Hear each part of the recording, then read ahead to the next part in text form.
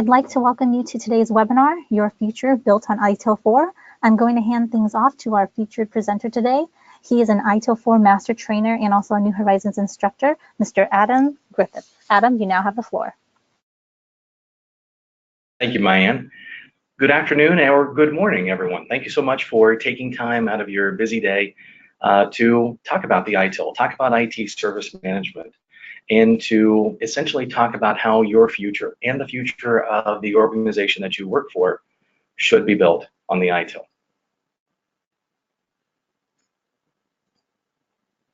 When you think of New Horizons, you probably tend to think of us, statistically speaking, as a source of technical training.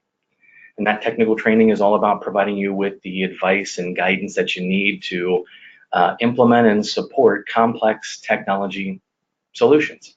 And especially in the age of digital transformation, technical training has never been more necessary. When we look at some of the cutting edge technology out there like AI, machine learning, cloud, blockchain, technology continues to verge on the boundless. In fact, I think Canadian Prime Minister Justin Trudeau said it best when he said the pace of change has never been this fast, yet will never be this slow again. And yet that technical training isn't really the full picture. What's missing maybe is training that allows IT to focus on how to appropriately harness that technology, not from a technical standpoint, but how to appropriately harness that technology to advance the business, to address real business challenges or needs or pain points, how to use that technology to solve problems. Now, that really requires that IT collaborate with our customers, that IT needs to then therefore speak the language of the business to support that collaboration, which means it's a different conversation at that point. It's a conversation that is less about what IT can technically do and what IT should do based upon what the business needs, goals, and objectives happen to be. Which brings us to, again, that idea of collaboration. And that's what IT service management is all about. IT service management is defined as the utilization of IT's capabilities to provide IT services to meet those needs of the business. IT service management requires that IT professionals maybe shift the mindset a little bit away from just necessarily the utilization of hardware and software, more towards a service orientation, seeing that hardware and software, well, again, still important for us to manage its utilization. That hardware and software is an asset. It's an asset that helps to facilitate a service, and that service helps our customers achieve some sort of a particular outcome, to get some sort of of work task done more quickly, more easily, more cost effectively, more efficiently.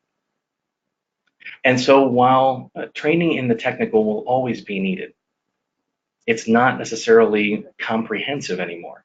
Now it's important that while, again, the pace of change has never been this quick, and that's not just within IT, that's within the business as well.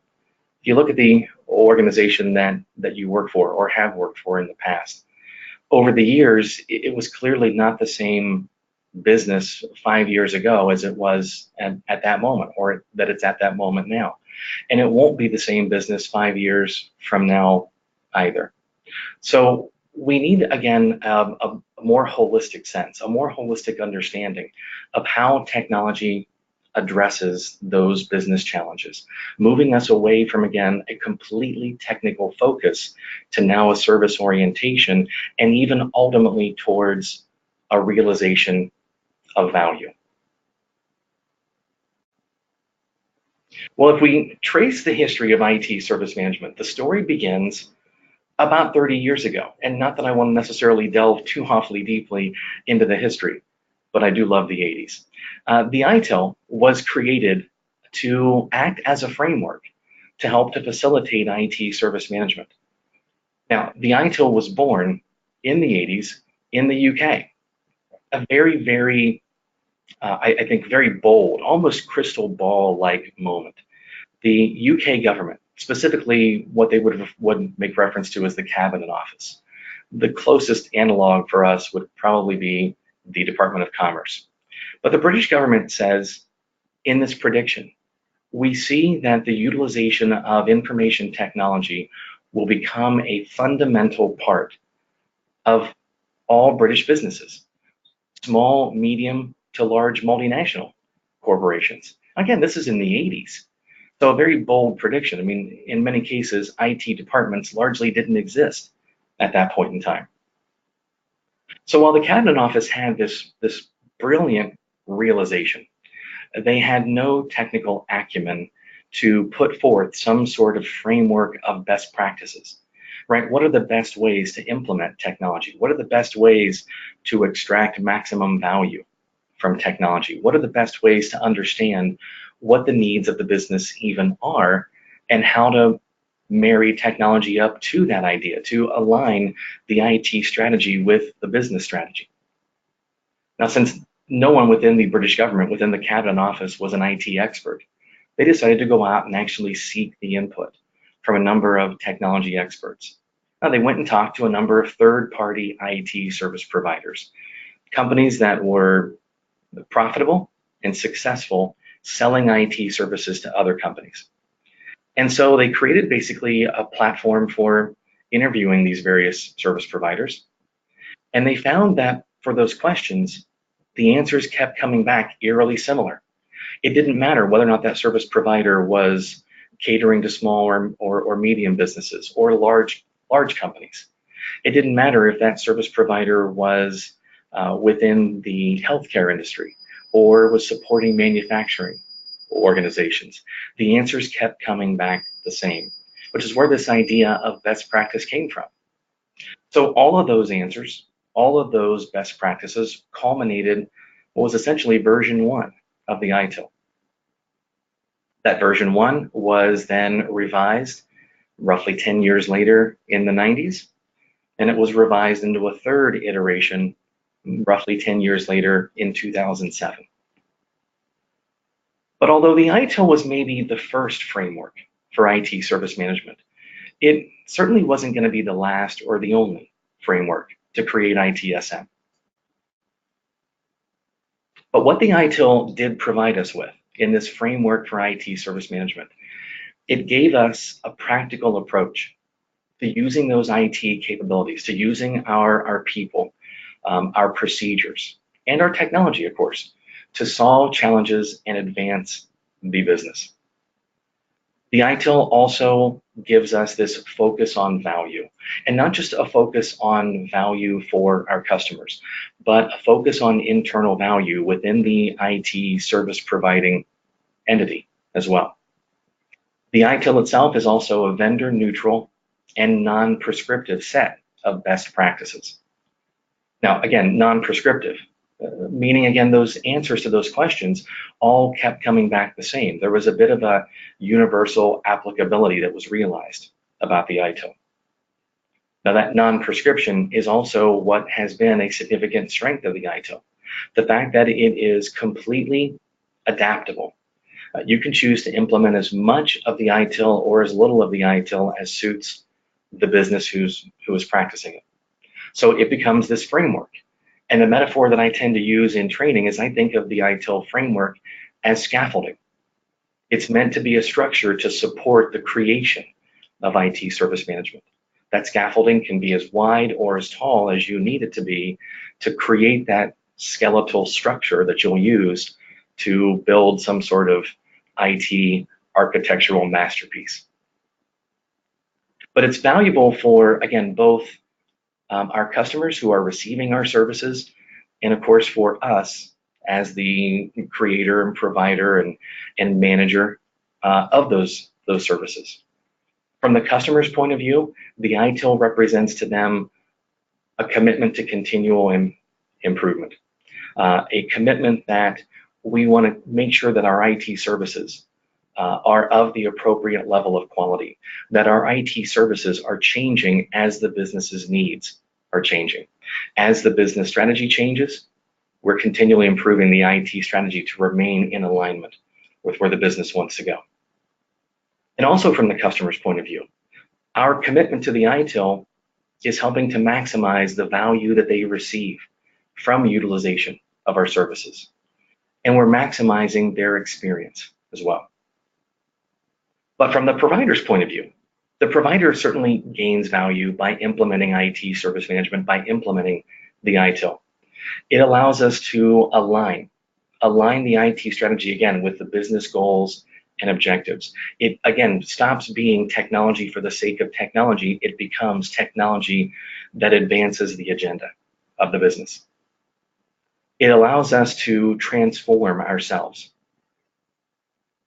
beyond just the thought that IT is simply overhead. IT is a cost center. Now, again, I have heard that in past lives. You may have heard that as well. IT is seen as a black hole that we just simply throw money into. We want to transform that perspective. We want to enable the IT service provider to be a strategic partner with the business. Ultimately, again, making sure that the IT strategy aligns with the business strategy, or even maybe in a perfect world, seeing how IT as a strategic partner can help to influence where the business is going as well. And lastly, also from a provider's point of view, the ITIL helps us to facilitate change with minimal risk and minimal impact to the organization. When we think of managing IT, we frequently think of trying to maintain a stable environment. And that's absolutely necessary. It's essential. It's essential that we maintain some semblance of status quo. But we also have to recognize that status quo is actually sliding backwards. If we are maintaining everything stable without any sort of support of any change whatsoever, purely status quo, we are not changing. What does change is the business. And so while the business is making those course corrections and changes, increasing market share, diversifying, we are simply maintaining status quo, which means actually we're sliding backwards at that point in time. We're sliding further and further away from where the business is trying to go. So as I mentioned a moment ago, the ITIL is not the only game in town, and that's an idea that the ITIL fully embraces. There are a number of other emerging practices in terms of IT service management, and these have complete origin stories of their own. Agile, for instance. Agile started off life as part of a software development lifecycle approach. DevOps, the idea that our developers and our operational staff need to be working together a whole lot sooner. Lean IT, which says to try to minimize or eliminate waste and excess wherever possible, actually traces its origin story back to lean manufacturing. Lean Six Sigma, which says 3.4 defects per 1 million, also has been adapted into IT service management. So this list of emerging practices, all of these other emerging practices giving us a different interpretation, a different means of creating IT service management. And in many cases, a lot of these emerging practices started to maybe, speaking of gaining market share, started to gain a lot more market share when it came to the ITIL. In fact, a lot of folks started to think that the ITIL in its iteration, which was current up until about 3 weeks ago when ITIL 4 came out, the third iteration of the ITIL, ITIL v3, having been released in 2007, started to show its age. And as a result of showing its age, these other emerging practices started to build up steam. The ITIL worked to try to respond to that, again, welcoming, embracing these other ways of creating and facilitating IT service management. Axelos, who is the company that now is the caretaker of the ITIL, which is still majority owned by the British government, but also a partnership with a private entity called Capita as well. Axelos embraced these other emerging practices with some documentation that they called complementary guidance. So how do I maybe take some of the elements of Agile IT service management and how do I blend that in with the ITIL? How do I come up with some sort of enterprise unique definition of IT service management? So the ITIL, again, looked for ways to try to blend these various emerging practices in with that long history of the ITIL. But again, the ITIL started to kind of show its age, particularly in the form of those iterations tending to have about a 10-year shelf life or so. So version 3, which came out in 2007, which was modified 4 years later, became what we call the 2011 edition of the ITIL, again, has been around for, well, again, just about 10 years, depending upon which date you start from. But it was never, ever particularly perfect. Like anything, like any of our IT services or any of our procedures or any of our documentation, it just gets better and matures over time. The ITIL is much that same way. So version 3 was not without its own set of issues. And that's, again, where those emerging practices started to try to fill in some of those gaps. For instance, if we take a look at version 3 of the ITIL, which many of you may have already completed training or certification in, or at least been aware of in the ITSM space. Version 3 broke the framework down into 5 phases or stages. 5 phases or stages that an IT service goes through during its cradle to grave life cycle. Those were service strategy, service design, service transition, service operation, and continual improvement. But when V3 training presented those 5 stages, we presented them in a linear way. Now, unfortunately, in terms of training, it's really difficult to initially present in any other way. But that linear description of IT, that strategy then results in the design of a service. Designing that service then results in building, testing, and deploying, or transitioning that service, transitioning it into our live environment. And once in our live environment, we look for ways to continually improve that service. That linear description of IT was more conceptual. It certainly wasn't practical. It certainly wasn't the realistic view. I mean, IT is not a straight line, right? Very, very rarely is one day exactly the same as any other day in IT. So our efforts, our activities, our capabilities do not necessarily follow a straight line path. In those 5 stages or phases, were organized 26 processes. 26 processes. Processes are structured sets of activities that take some sort of an input or inputs, perform some sort of activities on that input, and create some kind of an output. Like, for instance, the incident management process, which is triggered by the input of maybe a contact from a customer.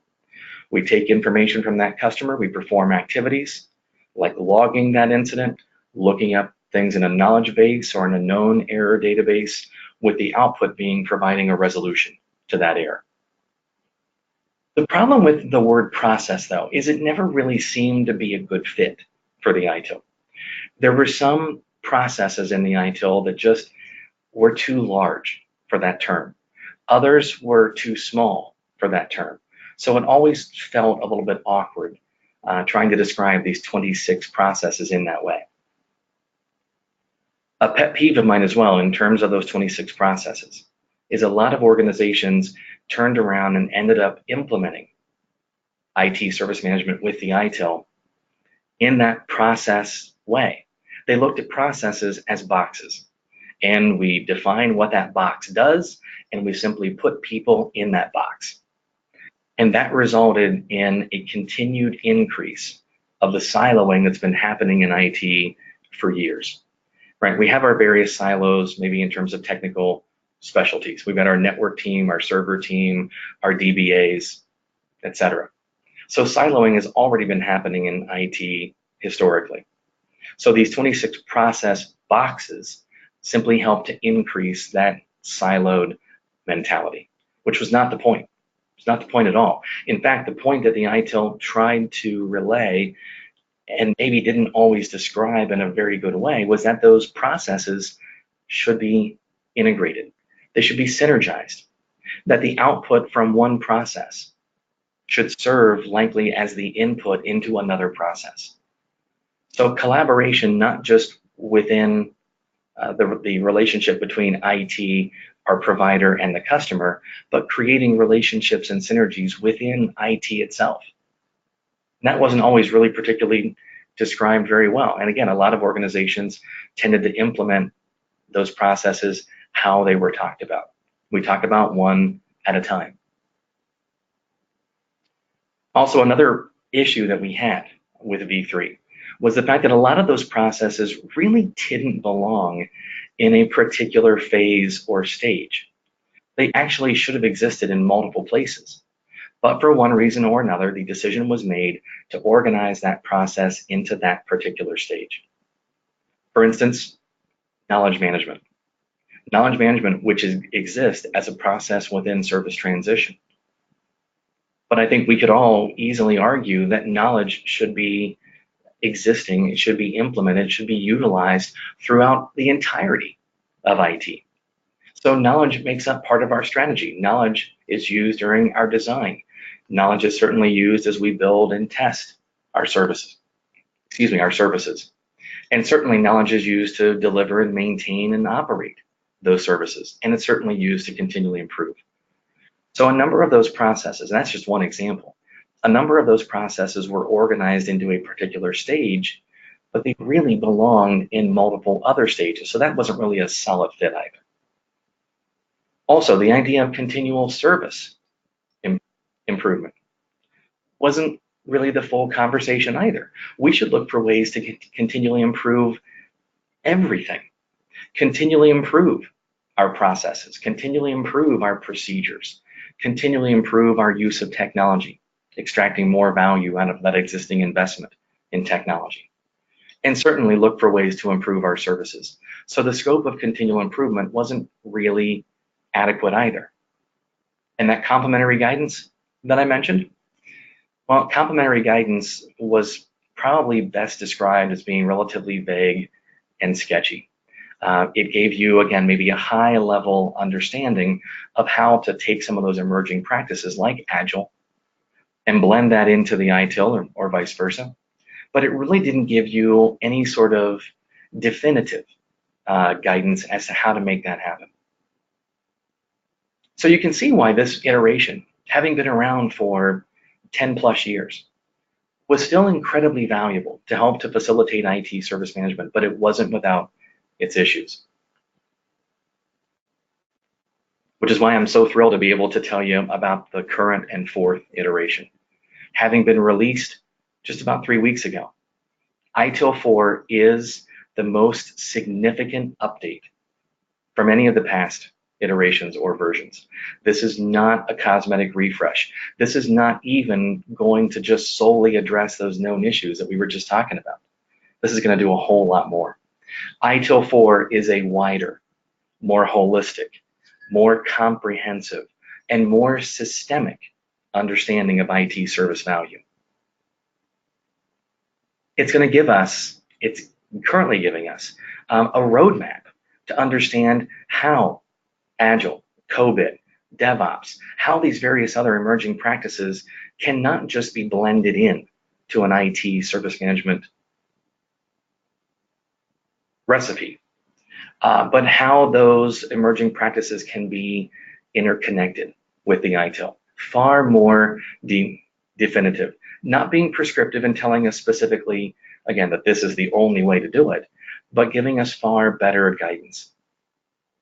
And speaking of that systemic understanding, that systems thinking approach is certainly going to be absolutely critical for modern IT technologies, modern initiatives like cloud, like digital transformation, and like high velocity IT that DevOps and Agile both embrace.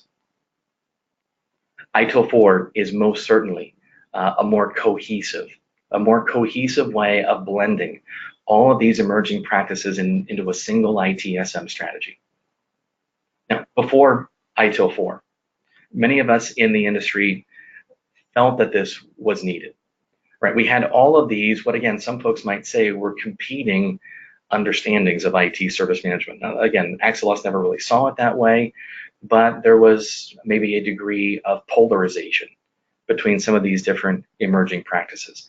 And many of us said, isn't there some way, isn't there some sort of definitive guidance to blend all of these together, as opposed to me having to figure out that my definition, my recipe for IT service management includes maybe a healthy portion of the ITIL with maybe a dash of Agile or maybe a spoonful of DevOps thrown in before I hit frappe. So this notion of a more cohesive roadmap is exactly what ITIL 4 gives us, and that's game changing. This is the first time, and once again, ITIL has proven to be revolutionary in IT service management, right? It was the first framework for IT service management, and now it's the first framework for IT service management to give us a more definitive understanding of how to take these different emerging practices and put them together.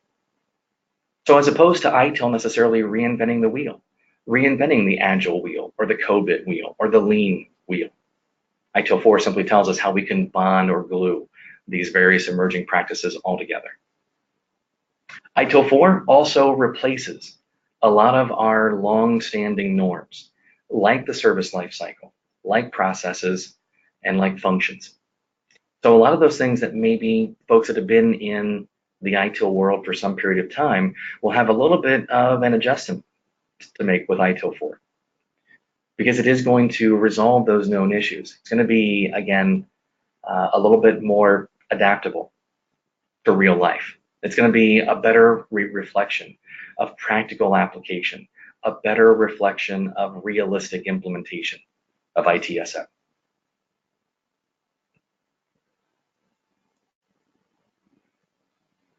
So while the service lifecycle itself, strategy to design to transition to operation to CSI, while that goes away, it's been replaced with, again, something that is more a systemic understanding, more systems thinking. Now, this is one of our core foundational concepts. This is the ITIL 4 SVS, the Service Value System.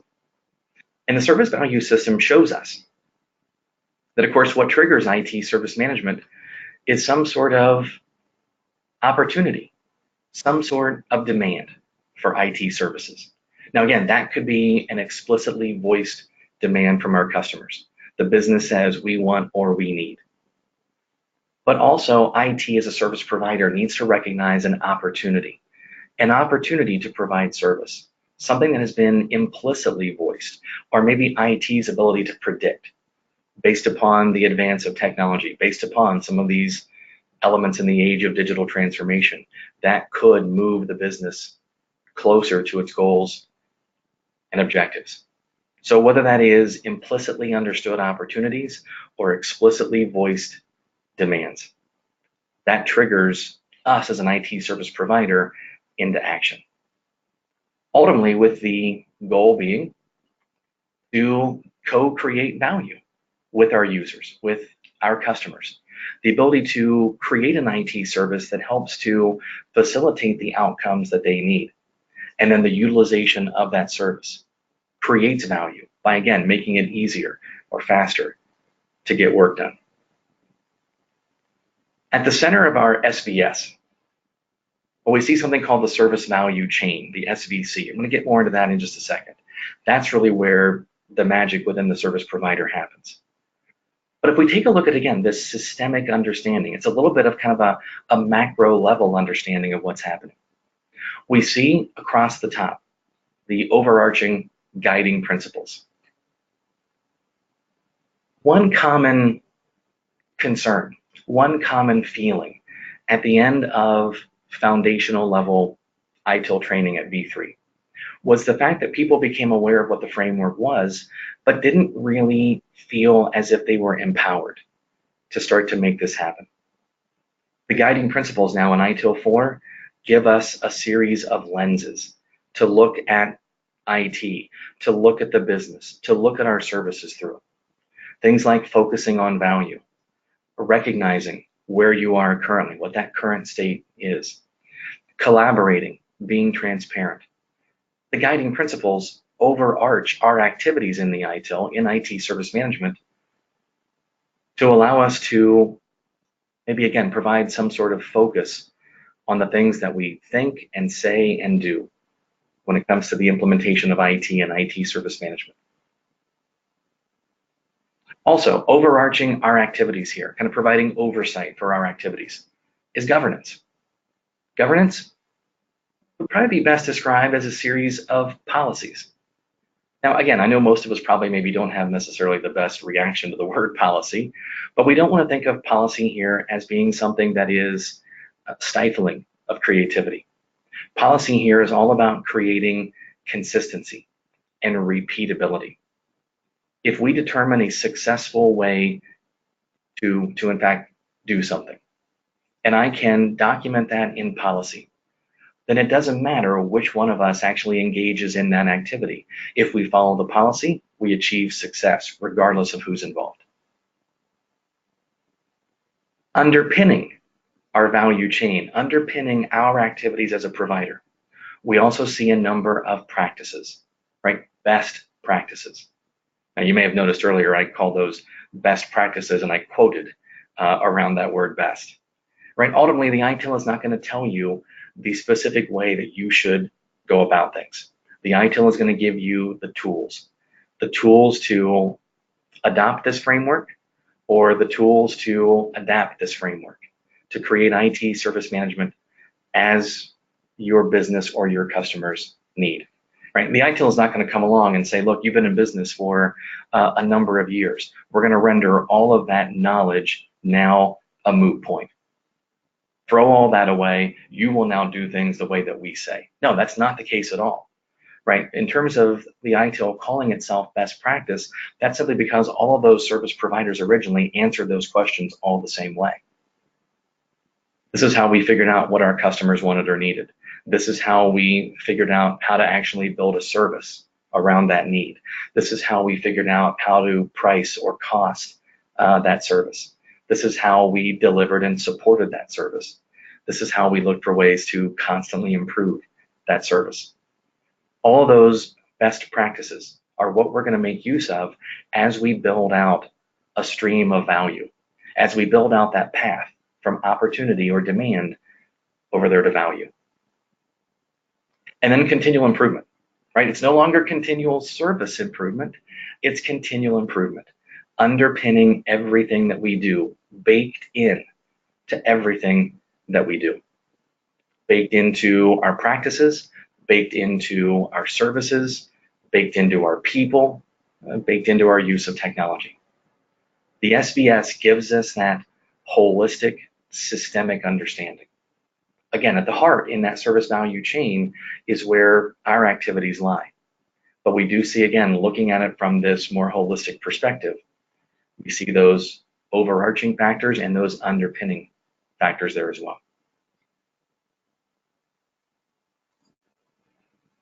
If we zoom into the heart of the SBS, this is our SVC, the service value chain. Now, again, we still see demand is triggering, value is the end result. We see value is also feeding back into demand. That's simply what we already know. Success breeds success.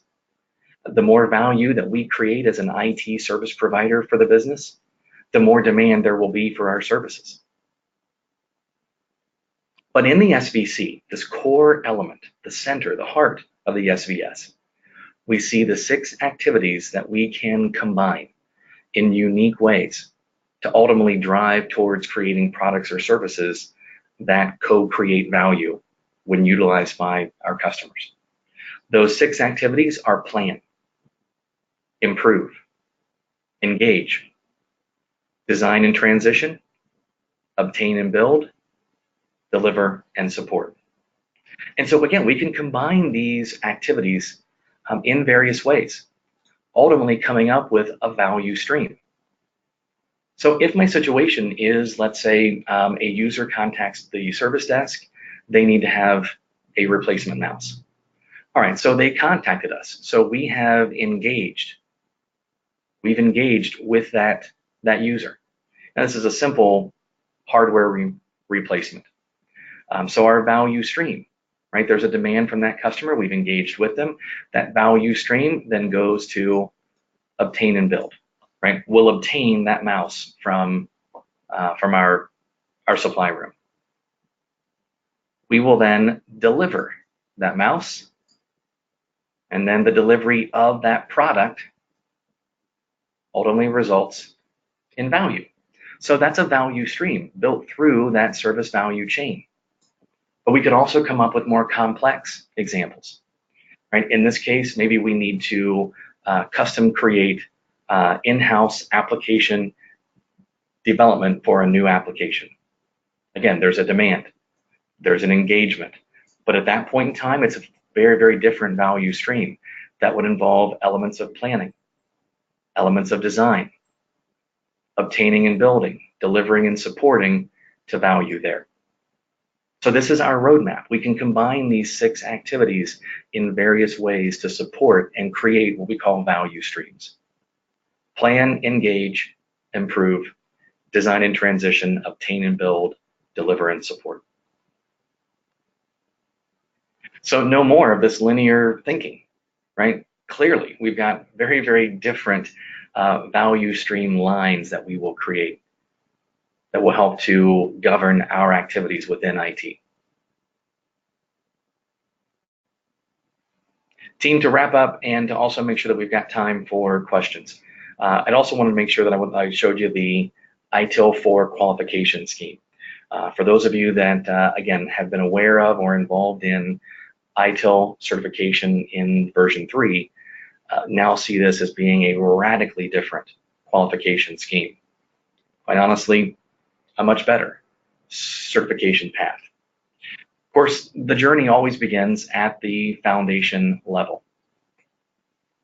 So foundation training. One thing that I really like about foundation training in ITIL 4, in ITIL version 3, the foundation course was taking the 5 books that made up the IT infrastructure library, right? That's why it's called a library. Takes those 5 books, strategy, design, transition, operation, and continual service improvement, and waters them down to create an initial introductory course. Wasn't always maybe the ideal way to go about it. ITIL 4 now has an actual foundation book, an actual foundation official guidance book. And as New Horizons students, not only will you receive all of the usual elements of courseware, but we'll also issue you a digital copy of that official guidance from Axelos.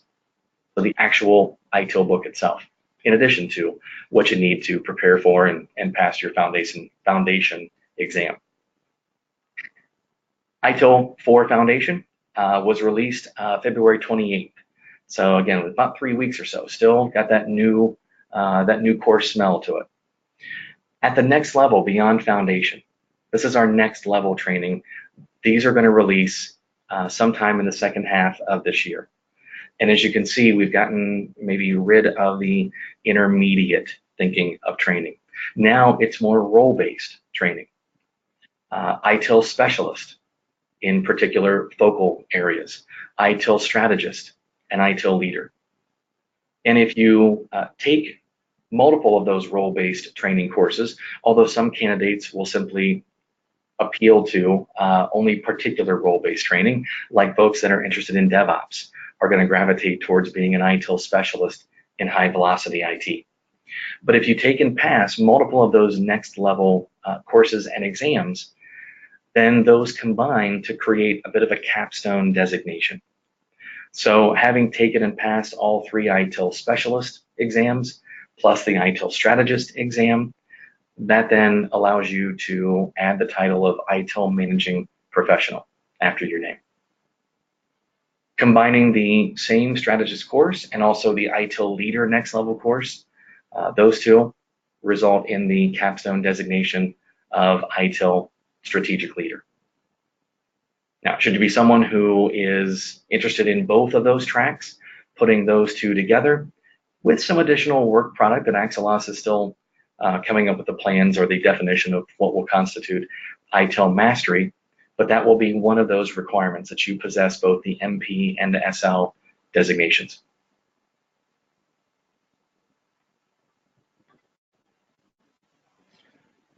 Folks, again, I hope that's given you a little bit of some insight in terms of, again, not just what the ITIL is, how it connects to IT service management, where it came from, where those emerging practices came from, and how ITIL 4 is essentially a refocusing of maybe all of those different practices now into one cohesive IT service management strategy, and giving you a little bit of insight in terms of how ITIL 4 in the SBS and the SBC is going to give you that roadmap to make that happen. Thank you very much for your time and attention. At this point, Mayanne, I'm going to turn it back over to you to facilitate any questions. Thank you, Adam. If anyone has questions right now, feel free to type those in, and we'll stay on the line for a few minutes to answer those. While you're typing in your questions, I also want to mention that if you're interested in any of the material that was presented today in the webinar, please reach out to your local New Horizons Center for further information. If you're not familiar with your local center, you can log on to newhorizons.com and do a zip code search to find the center that's nearest to you. And again, just a reminder that the session is being recorded, and you will receive a link later today to view the session or to pass on to any colleagues. So we have a couple questions, Adam, that did come in. The first one is, does Agile practice complement ITSM or vice versa? Great question. Thank you very much for asking that. My best answer is yes. Yes. I mean, at one point in time, we may have thought that that Agile would complement ITIL, or vice versa. It depends upon which side of the fence you kind of found yourself standing on. If you were more inclined to think in Agile ways, or you were more inclined to think in terms of the ITIL. Those two have, in terms of all of the emerging practices, those two probably have the most philosophical opposition to each other. Whereas the ITIL says structure, structure, structure. Agile says go, go, go. And so coming up with ways to combine those has always been difficult, and complementary guidance has not really always been as helpful as we might want. So the best answer to that now with ITIL 4 is yes. Agile complements ITIL.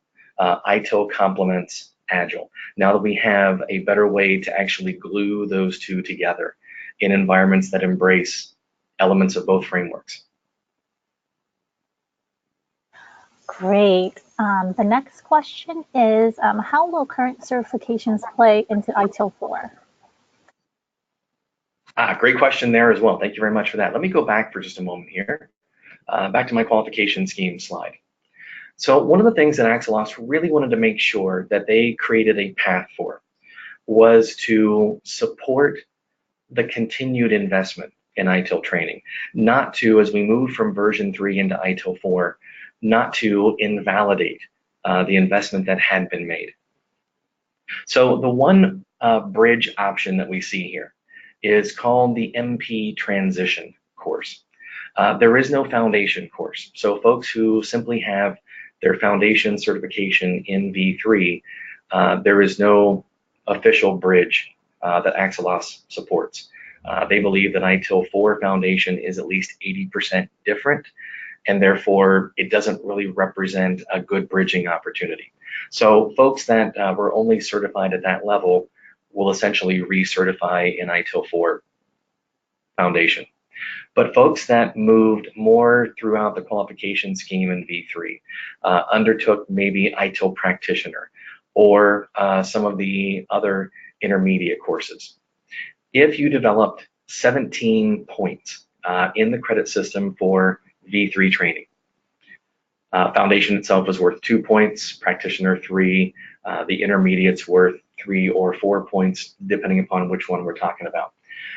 So developing those 17 or more points in the V3 credit system would qualify you to undertake a course called MAUC, Managing Across the Life Cycle.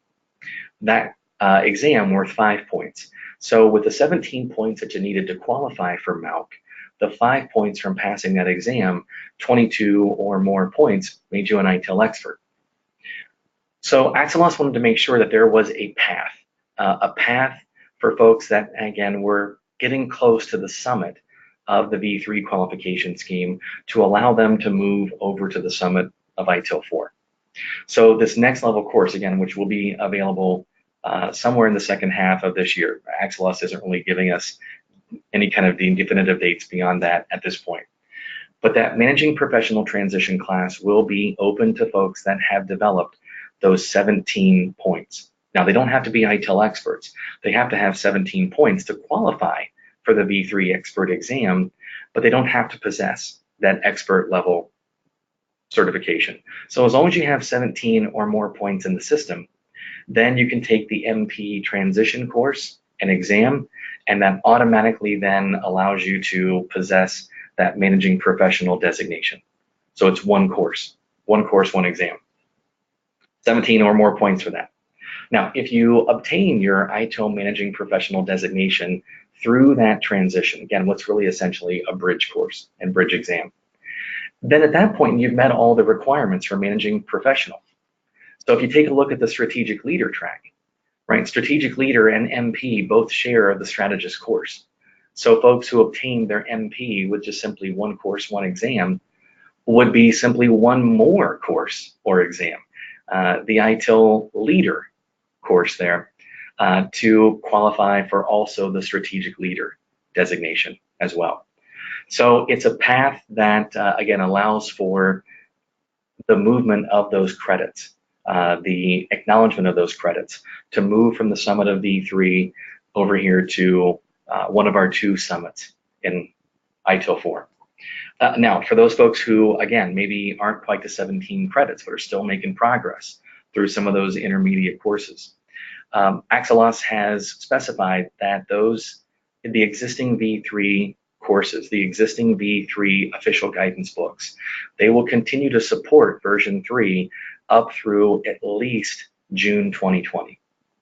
So still some time, if you're still working through that V3 credit system, to still give yourself that option of being able to take that MP transition and to jump over to that near summit of ITIL 4.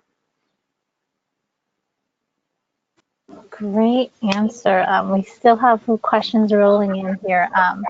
The next one is, as an influencer at our organization of 10,000 plus employees, where would you start to build in ITIL 4, or is it all or nothing? And to add on, the person did say we are already on ITIL version 3. Okay, excellent question as well. So if you are already a very mature or reasonably at a level of maturity in V3, in terms of the ITIL in general, whether we're talking about V3 or ITIL 4, one of the best things about that framework, one of the best things about the scaffolding that the ITIL gives us, is the fact that you can build it as wide or as tall as you want. So there's no necessity in terms of practical application that it's an all or nothing. So there are going to be portions of, as you already well know in V3, portions of V3 that make complete sense, that address real needs within the service provider and the customers that are being served. At the same time, there's also, again, no requirement that you implement the entirety of all of the processes from V3. ITIL 4 is going to be the very same way. It does not need to be all or nothing. You will build value streams as you see fit, as you need, as those value streams co-create that necessary value between you as the provider and your customer. So the best place to start, I would say, would probably be exposure to what's different in ITIL 4 and looking for ways to either adopt portions of ITIL 4 or adapt to your already existing implementation of those V3 concepts. Great, and we have a couple more here. So to become an IT strategic leader, there are only 2 courses that are required. I'm guessing, are there only 2 courses that are required, or are there 2 columns broken down into further qualifications? Oh, great question. Yeah. So in terms of the strategic leader track, 2 courses is correct, or really we would say 3, because foundation would be a prerequisite there as well. So to become an ITIL strategic leader, The 3 courses are Foundation, the ITIL Strategist in Direct Plan and Improve, and the ITIL Leader in Digital and IT Strategy. So no, what we see at that next level, those 5 next level courses, those are each going to correspond to a book and official guidance within the ITIL library. They'll each correspond to 1 course, and they'll each correspond to 1 exam. And so there is not another course for Strategic Leader. That's just simply a capstone designation based upon the fact that you have passed those three courses and those 3 exams. Same thing with MP. Okay, great. The question that we have, the 2 remaining are related to the exam. Question is there no ITIL practitioner course or exam anymore in ITIL 4? So practitioner is an interesting story. Practitioner, if you've taken the course, you would certainly agree that that was a necessity at that time in V3, because the foundation course in ITIL V3 was not inspirational or motivational. It was very much a vocabulary course. The course taught you what the framework is, why it's important to you, but it does not answer questions about how you make this happen or who is the appropriate level of authority to help to make it happen. So those questions in terms of who and how and when, ITIL V3 foundation training never answered that. So practitioner was the response to that need. It was maybe not the most well engineered or architected exam. And so ITIL practitioner was essentially phased out, if you will, but not really. ITIL practitioner now was sort of enveloped. It now is encompassed within ITIL Foundation, ITIL 4 Foundation. For instance, if I go back to the SBS for a moment, the guiding principles. The guiding principles are part of ITIL 4 Foundation. The guiding principles are an adaptation of the guiding principles from ITIL practitioner in V3. So practitioner, in terms of its spirit, is still alive, although the actual name of the certification itself has gone away.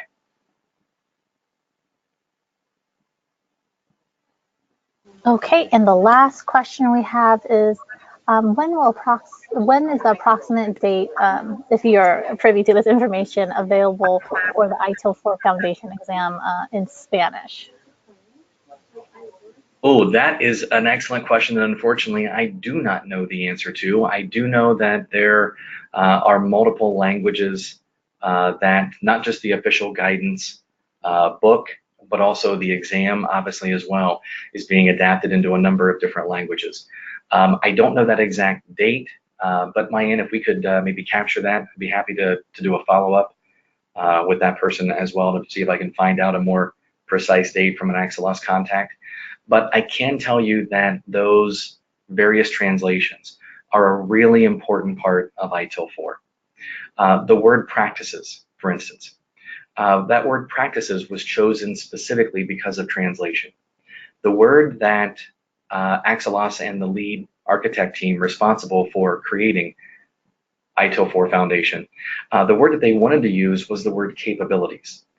But they found that in terms of speaking of Spanish, the word capabilities does not appropriately provide the necessary translation. And so they opted instead for the word practices, which they found did translate much better. So it's definitely part of the agenda. It's definitely part of the mission. To make this, again, a global framework means it needs to be available in multiple languages, including, again, for testing purposes. But I do not know that exact date, but I will certainly be happy to commit to getting more information. Thank you. And we just had one last minute question come in. If you have an ITIL V3 Foundation certification, do you need to retake the ITIL 4 certification to take the management professional classes and be certified? Also an excellent question. Let me go back to the qualification scheme here. There is no official bridge to go from V3 Foundation certified to ITIL 4 Foundation certified. There was just no particularly good way that Axelos could find to create some sort of a bridge course and a bridge exam, simply because ITIL 4 Foundation is seen as being at least 80% different from ITIL V3 Foundation. So that's why there is no official bridging solution. There are service providers, there are training companies that are coming up with bridging solutions on their own in terms of bridge training. The problem there, however, is that there is no bridge exam. And so any sort of V3 Foundation to ITIL 4 Foundation bridge class is risky because of the fact that there is no bridge exam. You will have to take the full ITIL 4 Foundation exam. So yes, so in order to undertake MP or the SL tracks, you will need to be foundation certified, unless, of course, you fit over here into the managing professional transition, right, where you have 17 credits. So if you have those 17 credits or continue to build those up, then that would allow you to avoid that requirement for foundation. You've met the requirement to automatically bridge to the MP level. Great. And that actually wraps up our question session. Adam, thank you so much for coming and speaking on behalf of us here at New Horizons and being a part of today's presentation on ITIL 4. Again, everyone, just as a reminder, a recording will go out later today, so you can share the session with those who were unable to join us. Thank you again, everyone. Have a good day, and you may now log off.